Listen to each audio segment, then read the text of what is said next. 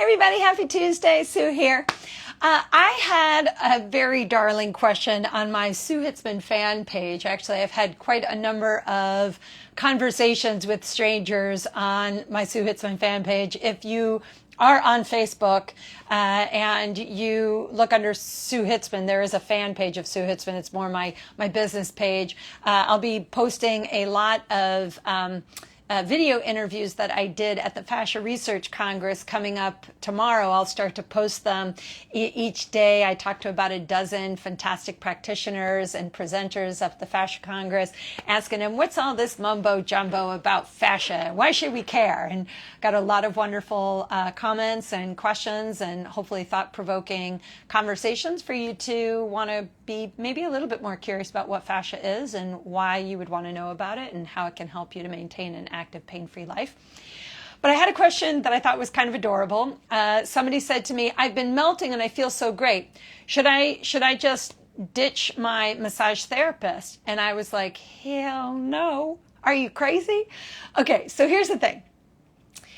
Working with a therapist, if you have a body worker of any sort, neuromuscular therapist, acupuncturist, craniosacral, visceral manipulation, neuromuscular therapist, Rolfer, structural integration, whatever they do, if you have someone who can help you maintain your life, I say keep them. They're better than husbands and wives and boyfriends and girlfriends and children.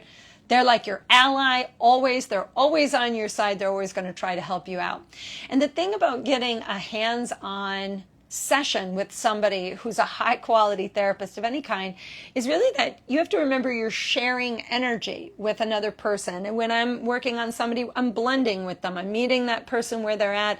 I was taught as a therapist, palpate, don't manipulate, feel and follow, don't initiate. So I spend a lot of time in local listening, kind of exploring the frequencies that I feel in a body. Where do I feel restrictions or areas that don't easily adapt my frequency into its own? And then can I help this person reorganize their body in whatever way they need? And so that's kind of the principle. But the cool thing about using a tool, and of course all of the melt products are soft. I know everybody sees the roller, so they think this is foam rolling. And I always say, we're not doing self-myofascial release. In fact, I don't even care about your muscles. Muscles are just, they need the brain to inform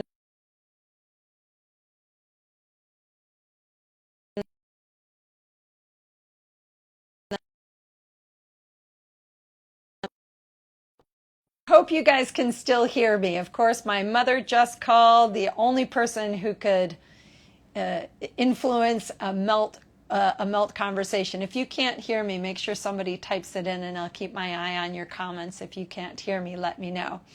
But what I was going to say was that, Melt adopts soft tools, right? We don't smash our fascia. We're not trying to induce changes in muscles. Because muscles, yes, okay, so you guys can hear me, thanks. So, muscles need the brain to tell them what to do.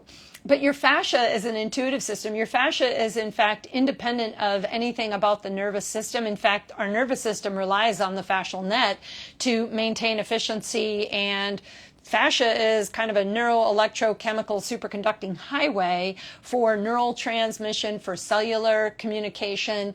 And so it's this fluid and collagen network, this fibrous and fluid system, are really working in a very balanced way to keep you balanced and stable from day to day. And those daily altercations in the fluid perfusion of fascia can alter collagen synthesis and just your overall sense of well-being. So we adopt the principles of soft tools, very gentle compression, because I'm very compelled with the superficial fascia, this stuff that glides and slides over your deep fascial layers and the fibrous elements of fascia. And I love Gill's term called perifascia, or Neil Teese's term called the interstitium. Whatever you want to call these slidey, glidey, thin, tiny layers between layers, they should glide amongst one another. And in your superficial fascia, you got a pile of sensory nerves, more sensory nerves in your superficial fascia.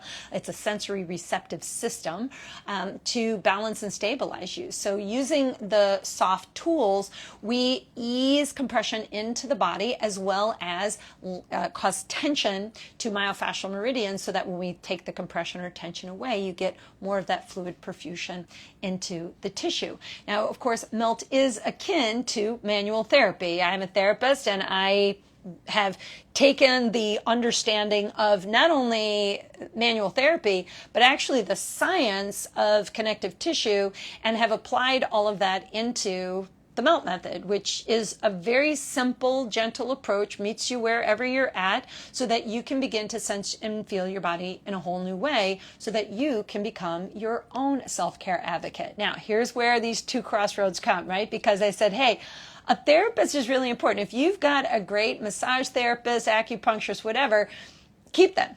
But the nice thing about melt is that if you adopt melt in between your sessions, you're going to become your own best self-care advocate. Because if my body's not acting right, or I don't feel right, the first thing I do isn't seek outside of myself an answer for what's going on inside my body. Instead, I stop, I lie down on the floor, and I assess myself. I assess, what does my body need today? What are these messages saying to my body? What am I sensing and feeling? What's really going on?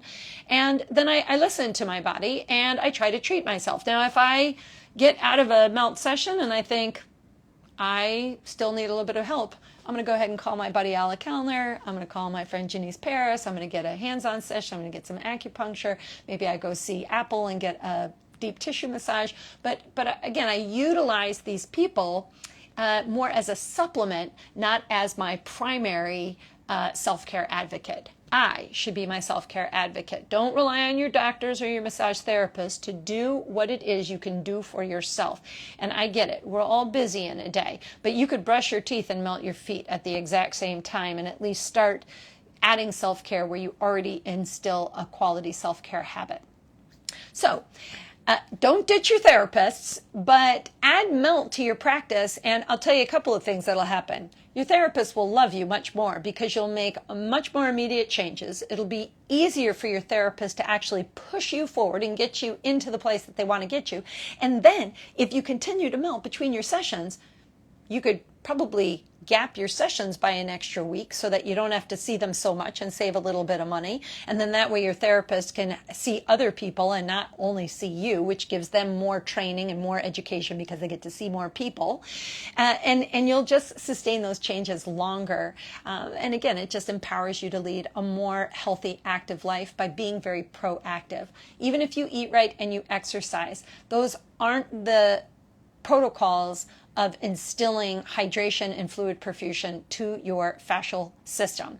The fascia is what's helping your nervous system, your lymphatic system, your digestive system. It helps with every system in your body. It is the stability system of your body. It's not just a tissue like a ligament or a tendon. It's a global three-dimensional network, and it is providing you everything from keeping your skin smooth and supple in your 50s.